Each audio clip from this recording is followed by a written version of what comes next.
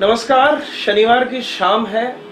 हर बार से इस बार आपको वीकेंड शो में कुछ अलग मिलने वाला है। आप देखते हैं मैं शो की शुरुआत करता हूं तो किसी कविता से करता हूं, पर आज कविता बोलने की मेरी हिम्मत नहीं हो रही, मेरे शब्द नहीं निकल पाएंगे। कारण ये है, एक छोटे से वाक्य से शुरुआत करता हूं कि कुछ साल पहले एक प्रोग्राम में मैं कविता का पाठ कर रहा था। अगले दिन मेरे पास एक फोन आया, फोन बजा मेरे थिएटर के गुरु का, और उन्होंने मुझे डांट लगाई कि इतने साल हो गए उसके बाद भी तुझे कविता पढ़नी नहीं आई अभी तक। तो अब मेरी हिम्मत नहीं हो रही है कि मैं इस शो की शुरुआत आज उनके साथ बैठा हुआ हूं और कविता के साथ करूं। मैं आपका तारुफ कराना चाहता हूं शख्सियत से जिसने हिंदुस्तान भर में रंगमंच में स्पीच को लेकर अपनी पहचान बनाई। सर प्रणाम, वीकेंड शो में आपका स्वागत है। Thank you. बहुत टाइम बाद आपसे मुलाकात हो रही है।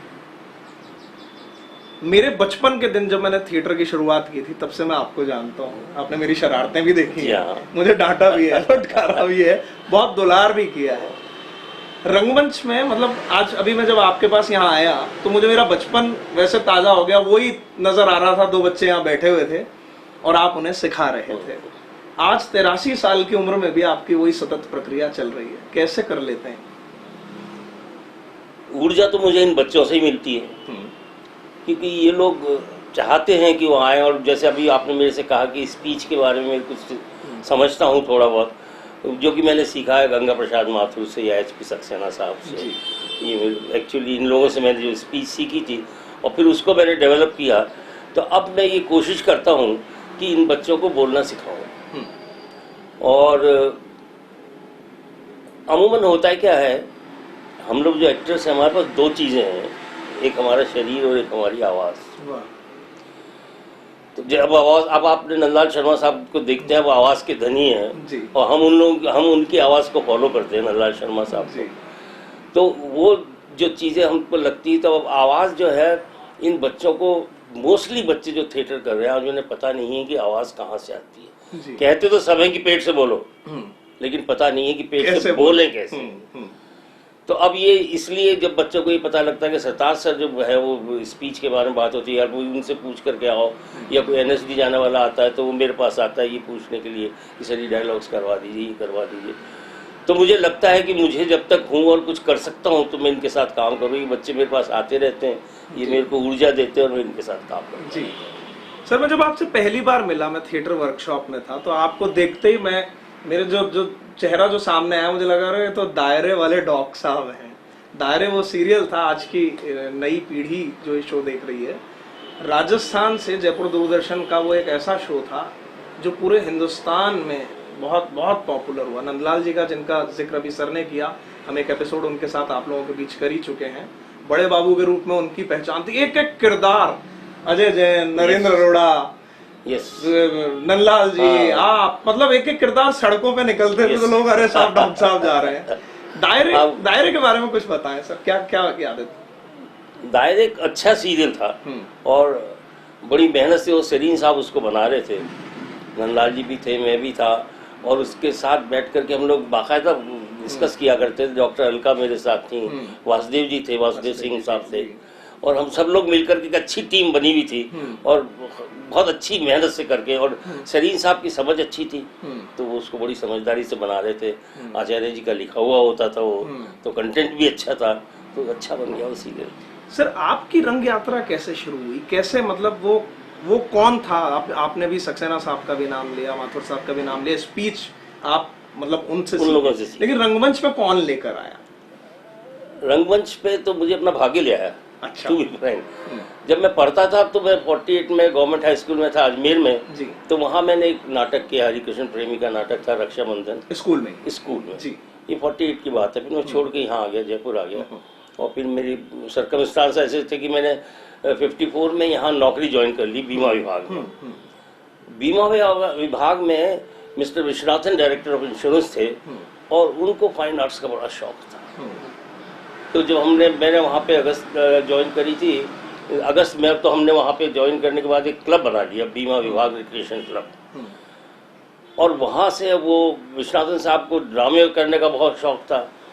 और ये बात बता रहा हूँ मैं आपको 54 की। तब थिएटर इतना नहीं था, रविंद्र मंच नहीं बना था, कुछ नहीं था, और विश्वनाथन साहब जो थे वो रोटरी के भी वो थे, प्रेसिडेंट थे।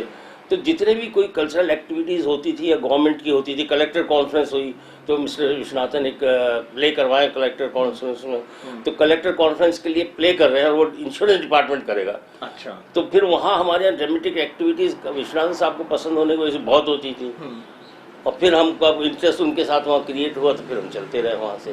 तो सीखा तो हमने वहाँ से, एक मिस्टर सोरल साहब थे, मिस्टर दत्ता थे, डी के दत्ता, ये लोग बड़े अच्छे डायरेक्टर्स हुआ करते थे, इनके साथ रह करके हमने सीखा। और फिर यहाँ रेडियो स्टेशन खुल गया, उसके बाद तो रेडियो के बाद फिर गंगा प्रसाद माथुर आ गए, तो उनके साथ और हमको उसका एडवांटेज मिला सीखने का। और फिर रेडियो नाटक में तो स्पीच ही सारा खेल है, वहाँ फिर स्पीच की शुरुआत जो वहाँ से हमने वहाँ से सीखना शुरू किया। और ये लोग गंगा प्रसाद माथुर बहुत समझदार डायरेक्टर थे, उन्हें बहुत उनमें समझ थी उसकी, और वो बहुत अच्छी तरह से समझाया भी करते थे स्पीच के। और वो जैसे मैं करता हूँ बच्चों के साथ लेकर के बैठा रहता हूँ, उनका भी यही था कि जब भी भाई साहब के पास जाते थे तो भाई साहब कहते अच्छा बोलो, चलो ये लो इसका स्क्रिप्ट उठाओ, पढ़ो, ये करो, करेक्ट करवाते रहते थे। HP सक्सेना साहब की तो दीवानगी का आलम ही अलग होता था। रात को 8 बजे मतलब 9 बजे आपने रिहर्सल ख़त्म करी, 10 बजे घर चले गए, सवेरे 8 बजे सक्सेना साहब फिर मौजूद हैं घर पे।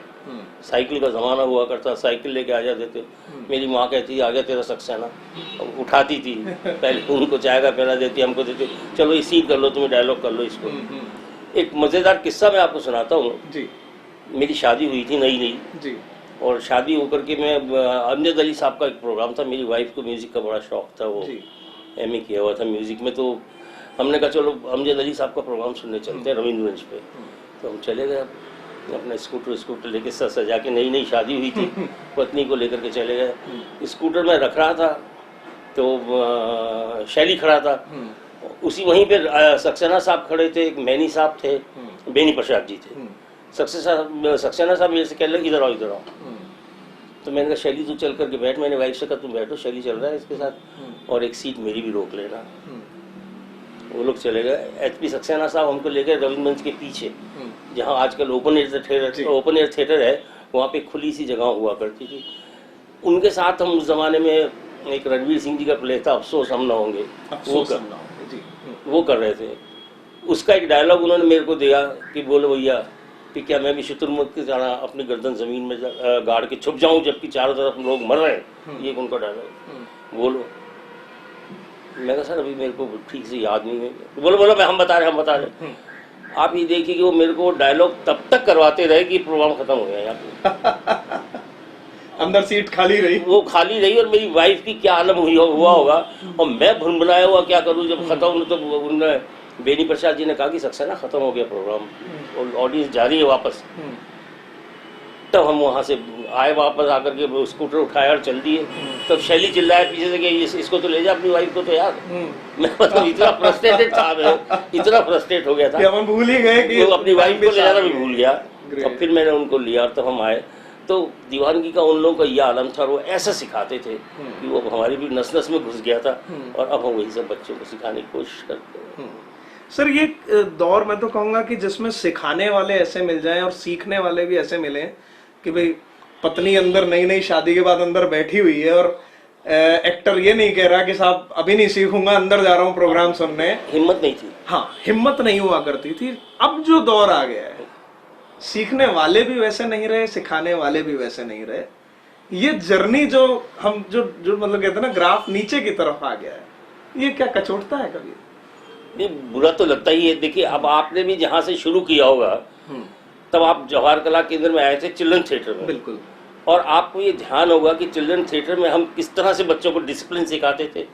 अगर आप 8 बजे का टाइम और 8:05 पे आ गए तो आपको अलग खड़ा कर दिया। अलग खड़ा कर दिया, आप प्रेयर में शामिल नहीं हो सकते आप। बिल्कुल। और आप ये पनिशमेंट वाले इतने बच्चे हैं तो लोगों को डिसिप्लिन आना आपको पता था। आपका शूज स्टैंड बना हुआ है, कहाँ आपको शूज रखने। हमने थिएटर का डिसिप्लिन आपको वहां से सिखाया जी। और वो डिसिप्लिन फिर लाइफ में हर जगह कैसे काम आता है। और वही बच्चे जो वहां से निकले हुए हैं सब डिसिप्लिन है। आज थिएटर में भी आप देखेंगे जितने बच्चे आज काम कर रहे हैं वो वही बच्चे हैं जो वहाँ जवाहर कला केंद्र से निकले हुए। तो आज वो सिंसियरिटी है ही नहीं। आज तो हर आदमी जो है वो अगला दूसरा आदमी डायरेक्टर बन जाता है। आज एक प्ले उसने किया वो डायरेक्टर हो गया। फिर क्या हुआ, फिर उन्होंने दूसरे तीसरे प्ले के बाद उन्होंने वर्कशॉप ले लिए। खुद को बोलना आता नहीं है और दूसरे बच्चों को सिखा रहे हैं, बिगाड़ रहे हैं, तो डिसिप्लिन कहाँ से आएगा? सही कह रहे हैं। फिर लोग कहते हैं सरकार ग्रांट नहीं देती, मैं कहता हूँ सरकार जो ग्रांट दे रही है उनको बिगाड़ रही है। इतनी ग्रांट उन्होंने 20-20, 25-25, 30-30 हज़ार रुपए करके दे दिए कि अब हर आदमी, आप देखिए जयपुर में 365 दिन में कम से कम 370 नाटक होते होंगे। सही कह रहे हैं आप, संख्या बहुत है, इतनी संख्या हो गई, लेकिन क्वांटिटी भर ली, क्वालिटी का नाम नहीं है। तो क्वालिटी डिटोरिएट हो रही है, थिएटर डिटोरिएट हो रहा है। वो सीखने, ये नहीं है कि लोग वहाँ कर नहीं रहे हैं, सिंसियर लोग भी हैं जो कर रहे हैं, अपने दम पे कर रहे हैं, ग्रांट मिल रही है नहीं मिल रही है, कर रहे हैं, और उन्हीं के दम पर वो थिएटर जिंदा है। बाकी तो इंडिसिप्लिन इस कदर फैला हुआ है थिएटर में कि आप अंदाजा नहीं लगा सकते। जी, चलिए बातचीत का सिलसिला अभी आगे बढ़ाएंगे। अभी काफी सारी बातें करनी है, कुछ नॉस्टैल्जिक होना है, कुछ सर से सुनना भी है। एक छोटे से एक ब्रेक के लिए यहाँ रुकेंगे, जल्द लौटते हैं। ब्रेक के बाद आपका स्वागत है। आज वीकेंड शो में हम सरताज नारायण माथुर जी के घर पे हैं। मेरे थिएटर के गुरु रहे हैं, मैंने बहुत कुछ सीखा है और अफसोस है कि बहुत ज्यादा कुछ नहीं सीख पाया। सर, अपन ने भी बात की, हम थोड़ा सा डिसिप्लिन पे आए, आज जो हो रहा है सब कुछ यहाँ पर बात हो रहा है। बहुत बड़ी बड़ी बातें होती हैं कि साहब मुंबई का थिएटर देखिए, लोग 1000 रुपए का टिकट लेकर आ रहे हैं। बहुत से यहाँ भी एक्सपेरिमेंट हुए, कुछ दिनों पहले बाप रे बाप का हम लोगों ने भी शो किया, 250 रुपए का भी टिकट रखा, उसमें पब्लिक ने लिया।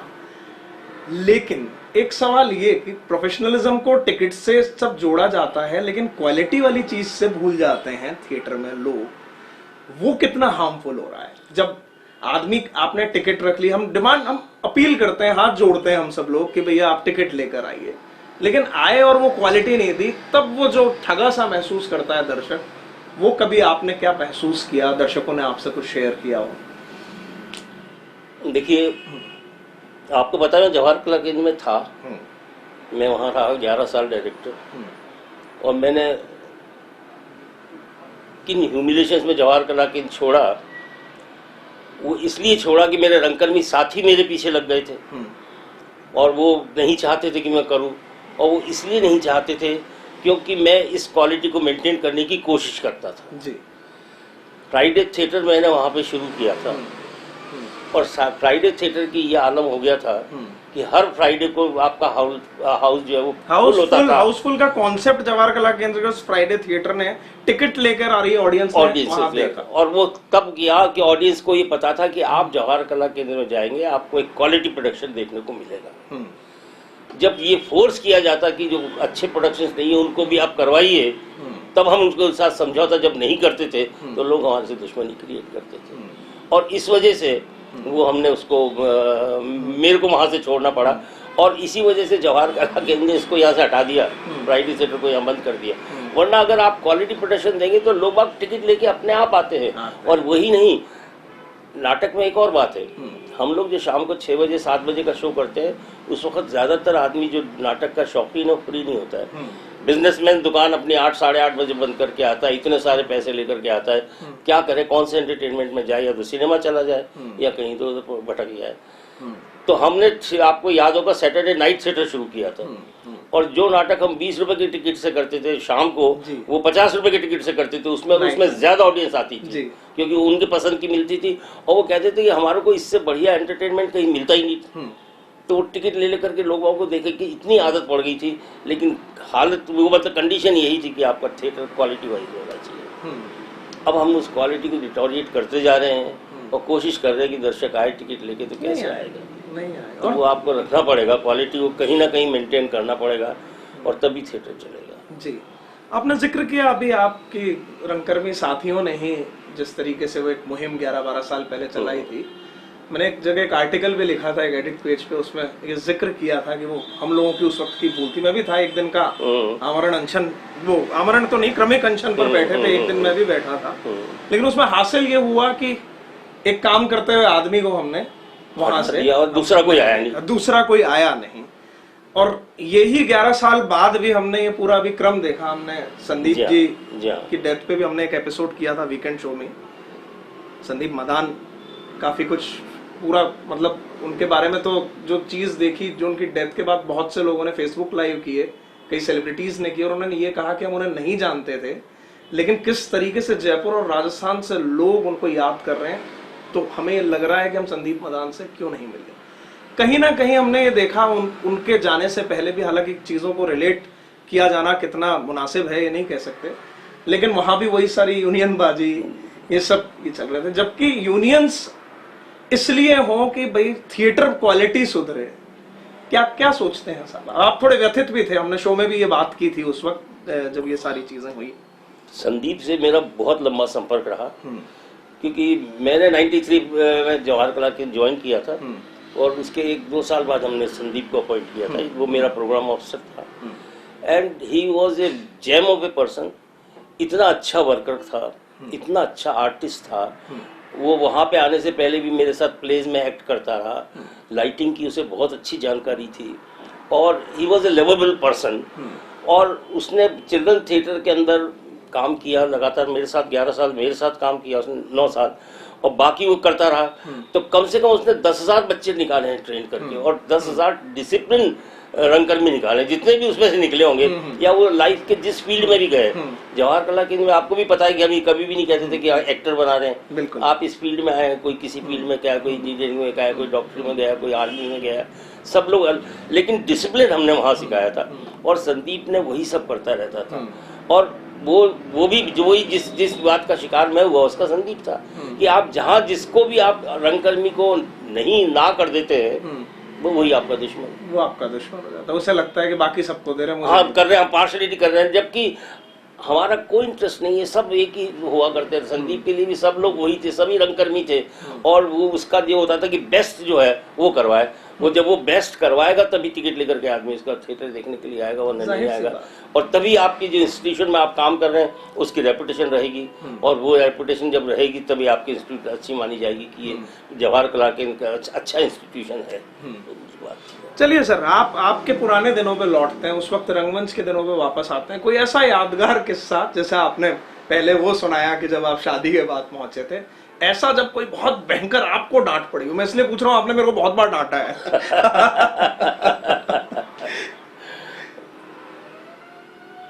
मेरे को ऐसी बहुत ज्यादा ऐसी डांट वाट नहीं पड़ती थी। मतलब आप शरारती नहीं थे? क्योंकि मैं तो रहा हूँ, मैं तो बहुत शरारती रहा। मैं बहुत सिंसियर था। आप शरारती तो थे लेकिन आप में कुछ क्वालिटीज थी। जब मेरे पास कोई आया था कि कोई एक अच्छा सा बच्चा बता दीजिए मुझे, पता नहीं कोई मेरे को कोई फिल्म बनाना था, नहीं क्या कर रहा था। द ग्रेट मराठा के कास्टिंग डायरेक्टर कादिर रूमी थे, वो आपके पास आए थे। आपने मेरा उनके बारे में बताया था कि पास में ही ओटीएस है, वहां चले जाइए। उन्होंने कहा था एक अच्छा सा स्मार्ट सा बच्चा जो हो, चुलबुला सा बच्चा, ऐसा एक मेरे को बता दो तुम। तब मैंने आपके पास भेज दिया था कि मेरे आपके पास चले जाइए। बिल्कुल, तब मुझे स्टार बना दिया था आपके उस रेफरेंस ने। द ग्रेट मराठा में मुझे रोल मिला था उसके बाद। तो मैं बड़ा सिंसियर किस्म का एक्टर हुआ करता था और जब कभी बहुत ज्यादा गड़बड़ नहीं होती, लेकिन जब भी होती थी एचपी सक्सेना साहब मुझे डांटा करते थे, इसमें कोई दो राय नहीं। कैसे, क्या क्या कहते थे? नहीं, वो यही कहते थे कि तुम मेहनत नहीं करते हो भाई, सिंसियरिटी रखो, सिंसियरिटी रखो। और देखो जब तक बच्चे हमारा इन्वॉल्वमेंट नहीं होगा, सक्सेना साहब का ये खास हुआ करता, जब तक आपका इन्वॉल्वमेंट नहीं होगा आपका करेक्टर निकल करके नहीं आएगा। एक दफा मेरे से इसलिए नाराज हो गए कि हम शो कर रहे थे अब ईश्वर अल्लाह तेरा नाम, उसके कई जगह बूंदी और कोटा कई जगह शो करने गए। मैं था, हमीदुल्लाह साहब थे उसमें, देवेंद्र मल्होत्रा था, एचपी सक्सेना साहब खुद एक्ट करते थे। कई सारे शोज हमने यहाँ करे। उसके सेक्रेटरीट का एक शो हमने करवाया, सेक्रेटरीट के बाहर ओपन स्टेज बना करके। मेरे साथियों ने कहा यार ये सक्सेना साहब अपने को पैसे नहीं देते।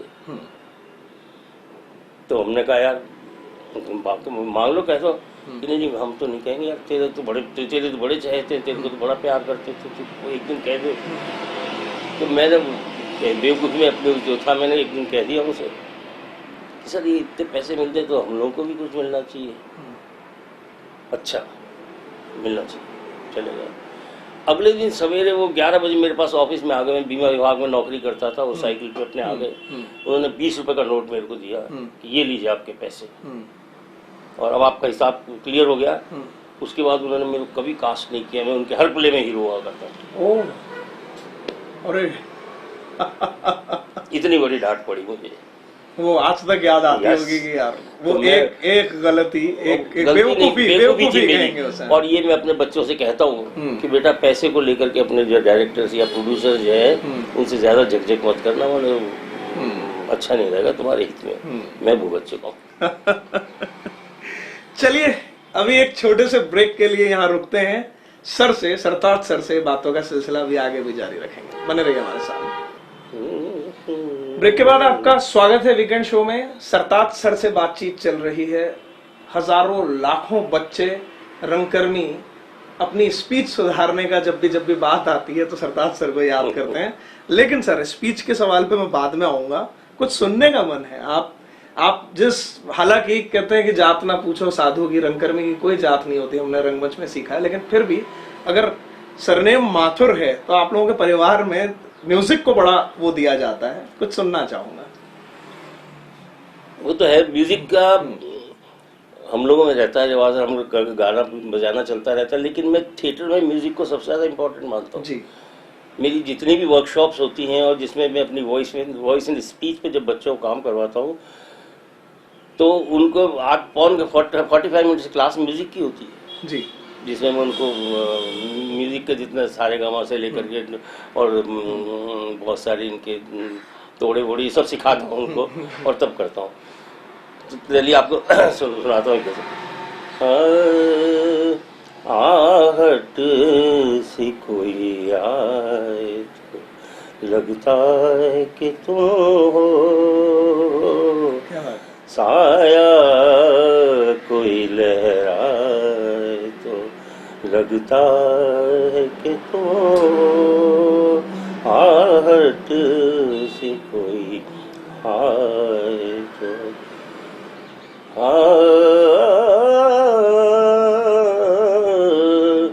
संदल सी महकती हुई पुरकैफ हवा का, संदल की महकती हुई पुरकैफ हवा का, झोंका कोई टकराए तो लगता है कि तो झोंका कोई टकराए तो लगता है कि तो। क्या बात है सर, क्या बात है। शो की शुरुआत में हमने जो बात की थी कि भाई बहुत लोग ये कहते हैं, और क्योंकि मैं आपके साथ वर्कशॉप्स में रहा हूँ, कहते सब हैं कि भाई पेट से बोलना चाहिए, और बात यही थी कैसे बोलना चाहिए। तो मेरा सवाल भी है कैसे बोलना चाहिए। वही मैं बता रहा था आपको कि सबसे पहले तो मैं उनको ये करवाता हूँ, ओम करवाता हूँ आधा पौन घंटा ये ओम गायत्री मंत्र ये सब बुलवाता हूँ, और फिर उनको जो ब्रीथ, हमारे पास दो आवाजें हैं, एक हमारे डायफ्राम से आती है और एक गले से निकलती है। अमूमन हम सब लोग गले से बोलते हैं और उसी आवाज से हो जाते हैं, और उसमें ये होता यह है कि चाहे वो एक्ट करने वाला हो या गाने वाला हो, थोड़ी देर बाद कहते थक गया मैं, अभी रेस्ट चाहिए। लेकिन जो डायफ्राम की आवाज को यूज कर रहा है उसको रेस्ट की जरूरत नहीं पड़ेगी, वो नहीं थकता है। वो आवाज जो है आपकी, वो एक तो आपकी क्वालिटी को बढ़ाती है, और क्वालिटी के साथ आपके एक्सप्रेशंस आती हैं, आपकी फील जो आएगी वो तभी आएगी जब आपकी आवाज़ डायफ्राम से आएगी। और वो हम बच्चों को वर्कशॉप में यहाँ वो प्रैक्टिस करवाते हैं, महीने डेढ़ महीने में उनको बहुत सारे चीज़ें सिखाते हैं, गायत्री मंत्र भी बुलवाते हैं, जटा कटा संभ्रम ये बुलवाते हैं, बहुत सारे जो हैं वो टंग ट्विस्टर्स करवाते हैं, और भी बहुत सारी चीज़ें करवा करके उनको ये आदत डालते हैं कि वो पेट से बोलना शुरू करते हैं, मतलब यहाँ डायफ्राम से उनकी आवाज़ आने लगे। और जो बच्चा डायफ्राम से बोलता है उसकी स्पीच और उसका एक्टिंग में कई गुना ज़्यादा इम्प्रूवमेंट हो जाता है जी। आपने बहुत सारे नाटक लिखे हैं, आपने बहुत दूसरों के नाटक भी आपने लगातार, ये तो चलता ही आ रहा है कि आपने करें। जैसे मैं पूछ रहा था कि आपसे जुड़ा कोई यादगार किस्सा, आपकी टीम से जुड़ा हुआ कोई ऐसा किस्सा हो कि आपने भयंकर फटकार लगाई हो, या आपको लगा हो कि हाँ यार ये बंदा यार बाकी टीम को भी सिखा दिया, कुछ ऐसा, कुछ कोई मूवमेंट? देखिए ऐसा कोई खास डांटने वाटने वाली बात होती नहीं है, बहुत से ऐसे इंसिडेंट्स चलते रहते हैं, छोटे मोटे जो होते रहते हैं। लेकिन जो एक वाकया मेरे साथ हुआ वो मैं आपको सुनाता हूँ। जरूर। बहुत पुरानी बातें बता रहा हूँ आपको, क्योंकि मैं पुराना आदमी हूँ, पुरानी बातें बता रहा हूँ। यहाँ एक संस्था हुआ करती थी, एमेचर आर्ट एसोसिएशन। जो प्रताप सिंह चौधरी जो थे उसके वो थे, और हम एक प्ले कर रहे थे फूलन दे। वो मणि मधुकर ने और मैंने मिलकर के उसको लिखा था, म्यूजिकल प्ले था जी। और उसमें यहाँ के सारे बड़े बड़े म्यूजिशियंस जो थे हमारे साथ, भट्ट शशि मोहन जी थे, गायक साहब थे, मतलब 7-8 म्यूजिशियंस और 2-3 सिंगर्स हम लोग उसके साथ प्ले कर रहे थे। बढ़िया प्ले हमने उसको तैयार किया हुआ था। तो एक शो, उसके 2 शो थे, एक तो हम महारानी जी स्कूल में पहले दिन कर चुके थे, दूसरा शो जो था वो रविंद्र मंच के पीछे जो स्टेज आजकल वहाँ किया हुआ था, चौधरी ने ऑर्गेनाइज किया हुआ था उसको, और टिकटेड शो था। और ये हुआ कि पहला शो हमारा अच्छा हुआ था, तो कल शाम को 4 बजे मिलेंगे, 7 बजे शो है, 1 घंटे की रिहर्सल करेंगे, फिर उसके बाद बच्चे ड्रेसअप करेंगे, तैयार करेंगे और परफॉर्म करेंगे। 4 बज गए, 4:15 बज गए, 4:30 बज गए, म्यूजिशियंस एक भी नहीं आए, सारी कास्ट आ गई, बैठे हम क्या करें, म्यूजिशियंस नहीं आए। तो एक लड़का था बदरुद्दीन, वो मैसेज लेकर के आया कि सर वो सब कह रहे हैं कि पहले पैसे दे दो। वो बेचारा चौधरी चक्कर में आ गया, कह रहा टिकटेड शो है मेरा, और जैसे ही शो खत्म होगा मैं आपका पेमेंट कर दूँगा, ये मैं अब वादा करता हूँ, उनको कहीं आ जाए। वो चला गया, फिर आ गया कि सर नहीं वो तो पहले पैसे कह रहे हैं, पैसे तो पहले ही दोगे तभी परफॉर्म करेंगे। और म्यूजिशियंस वहाँ बैठे हुए पता नहीं अपनी मस्ती लगा रहे हैं, ड्रिंक कर रहे हैं, क्या कर रहे हैं। 5 बज गए, 5:15 बज गए। तो चौधरी के बेटे ने ये कहा मेरे से कि सर जब कल आप उसको शो कर रहे थे तो मैंने उसको बाहर रिकॉर्ड कर लिया था। अच्छा। हाँ। तो वो टेप रिकॉर्डर ले आऊँ मैं? तो पास ही था चौधरी के घर जाकर के 10 मिनट में टेप रिकॉर्डर लेकर के आ गया।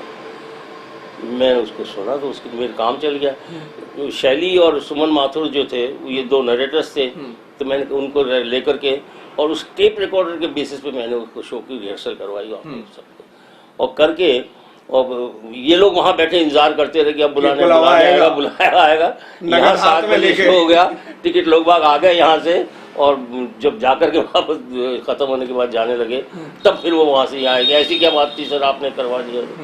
बहरहाल इससे बुरी मेरे साथ कभी कुछ नहीं हुई, लेकिन तो ईश्वर ने पार लगा दी, चल गई बात। नहीं वो तो हम लोग जो कहते हैं ऐसे वक्त पे शो मस्ट गो ऑन, किसी का खातिर नहीं रुकेगा, कोई ना कोई मदद आ जाती है जी। लेकिन इतना सीरियस हो नहीं सकता कि आपके पास म्यूजिशियंस नहीं आ रहे हैं और क्राउड आने वाला है 7 बजे जी। क्या बात है, कैसे आधा घंटा बीत गया पता ही नहीं चला। बचपन से देखता आ रहा हूँ जिनके साथ, उनके साथ आज ये आधे घंटे की बातचीत मेरे लिए बड़ी यादगार रही। आप लोगों को भी काफी अच्छा लगा होगा।